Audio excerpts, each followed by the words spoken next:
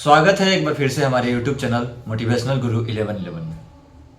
आज हम बात करेंगे जीवन में हम अधिक परेशान हैं तो क्या करें। दरअसल होता क्या है कि जब हम अपने जीवन में परेशान होते हैं, जब हमारे जीवन में परेशानियां आती हैं तो हम उसमें फंसकर और परेशान होते चले जाते हैं। उस समय हमारा दिमाग, बुद्धि काम ही नहीं करता है, मन अशांत हो जाता है और सिर्फ निगेटिव चिंतन ही उस समय हमारे दिमाग में चल रहे होते हैं, जिसके वजह से हमें कुछ समझ नहीं आता और हम और परेशान होते चले जाते हैं। तो पहले हम यह समझें कि हमारे जीवन में परेशानियां आती ही क्यों हैं, हम परेशान होते क्यों हैं, इसके पीछे का कारण क्या है। क्योंकि जब तक इसका कारण नहीं पता चलेगा आप परेशानी से बाहर नहीं निकल सकते। जिस प्रकार कोई रोगी है और वह दवा खा रहा है लेकिन उसका रोग पकड़ में नहीं आ रहा, तो वो कितना भी दवा खा ले उसका रोग ठीक नहीं होगा। तो सबसे पहले जरूरी है कि उसके रोग के बारे में पता लगाया जाए कि इसका रोग है क्या, और जब रोग का पता चल जाएगा तो बीमारी आसानी से ठीक हो जाएगा। ठीक उसी प्रकार हमारे जीवन में भी जो परेशानियां आती हैं वह क्यों आती हैं यह जानना बहुत जरूरी है। उसके पीछे का कारण क्या है, अगर यह समझ आ जाए तो हम अपने जीवन में कभी भी परेशान नहीं होंगे, चाहे हमारे जीवन में कितना भी परेशानियां क्यों ना आ जाए। दोस्तों, अगर आप थोड़ा बहुत भी अध्यात्म के बारे में जानकारी रखते हैं तो आपके लिए यह समझना बहुत आसान होगा।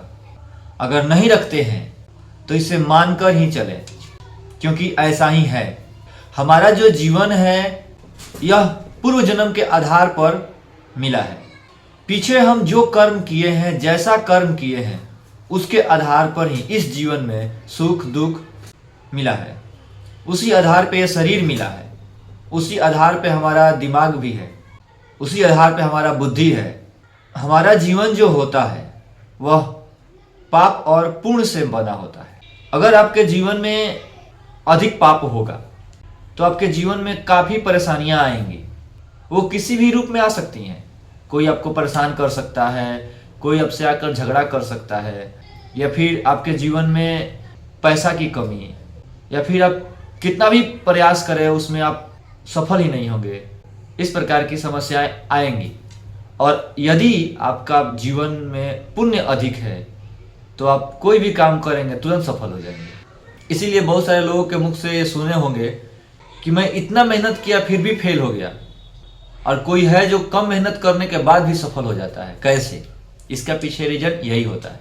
इसलिए अगर आपके जीवन में परेशानियां आए तो आप यह समझें कि यह मेरा प्रारब्ध है और इसे मुझे झेलना पड़ेगा।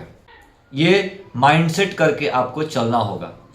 अगर आप इसके लिए किसी ज्योतिषी से मिलते हैं, कोई मंत्र तंत्र करवाते हैं, कोई रिंग पहनते हैं, ताबीज बांधते हैं, तो इससे आपकी समस्या पूर्णतः समाप्त नहीं होगी।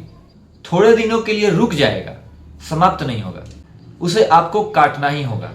अगर आप इसे जड़ से खत्म करना चाहते हैं तो आपको अध्यात्म जानना चाहिए, सत्संग सुनना चाहिए, भगवान का नाम जप करना चाहिए और भगवान के शरण में होना चाहिए।